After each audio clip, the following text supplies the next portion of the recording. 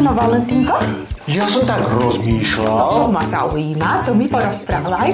že to je strašne super, že máš také krásne povolanie.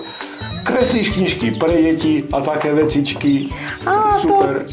To ma teší, Valentinko, že sa ti páči moje povolanie, ale povedz mi ty, čím sa chceš stať, keď budeš raz veľký.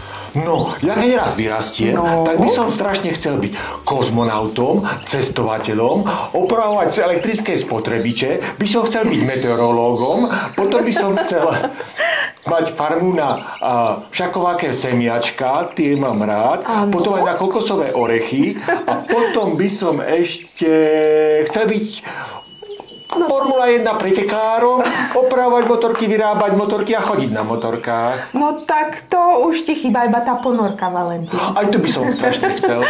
Valentinko môj, to sa musíš veľa učiť. Ale vyzerá to, že máš toľko povolaní, že budeš mať toľko povolaní, ako má včielka Stelka za svoj život. Včielka Stelka? Áno. Včielka Stelka má veľa povolaní? Áno, včielka Stelka je veľmi šikovná a ona za svoj život stihne veľmi veľa povolaní. Toľko, koľko chceš ty. To som nevedel. Tak to mi musí všetko porozprávať. No tak to ti všetko nakreslím, Valentinko.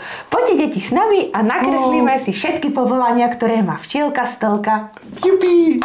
Poďme na to. Predstavte si, milé deti, že ste sa narodili ako včielka robotníčka. Hneď ako sa vyliahnete z bunky, vaša úplne prvá úloha je upratovanie. Áno, hneď prvé 2 dni po narodení sa z vás stane upratovačka.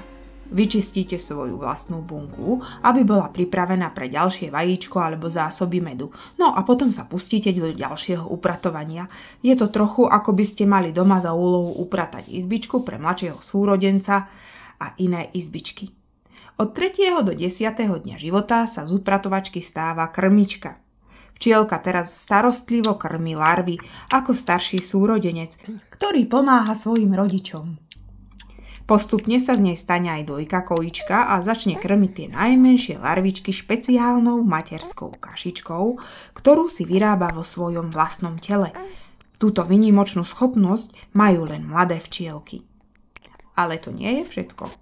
Včielka sa postupne stáva aj kozmetičkou a kaderníčkou. Čistí a upravuje ostatné včely, ako by pracovala v salóne krásy.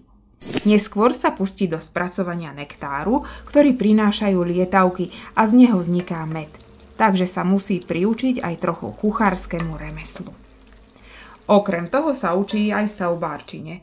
Najprv utľapkáva peľ nožičkami do buniek a z neho sa stáva tzv. Peľový chlieb.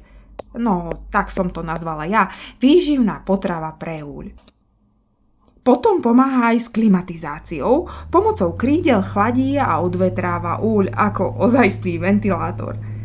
A keď príde čas, začne včielka vylučovať vosk a stavať plásty.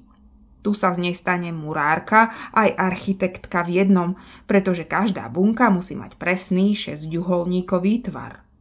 Okolo 15. dňa života včielka prvýkrát vykukne z úľa. Letí len kúsok, aby si zapamätala, kde sa jej domov nachádza. Vtedy sa stáva prieskumníčkou. Od 17. do 19.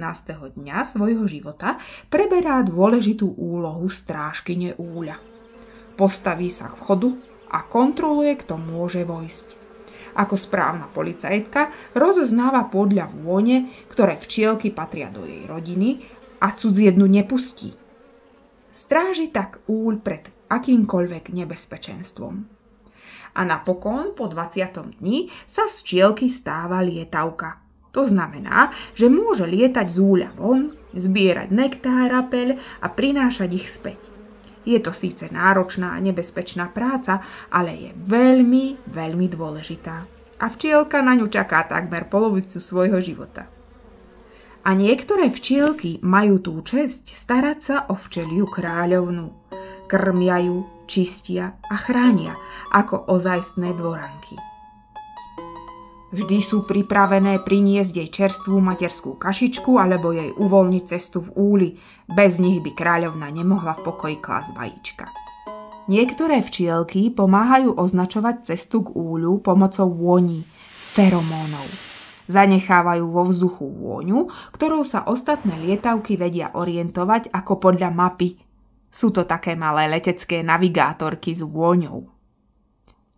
Počas svojho krátkeho života včielka vystrieda množstvo povolaní. Je upratovačkou, pestúnkou, dojkou, kozmetičkou, kuchárkou, stavbárkou, policajtkou, prieskumníčkou a aj zberačkou.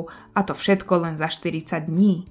Taký je život pracovitých včielok. A hoci je krátky, každá z nich zanechá niečo sladké a voňavé. Doslova. Pozri. Už je zase tam. Tak zase tam. Tá je rýchla. Valentinko, som ti hovorila, koľko má povolaní. To sa nestíham čudovať. Nože ani ja. Ty si taký zlatý. Ja ti ľúbim ťa, Valentinko.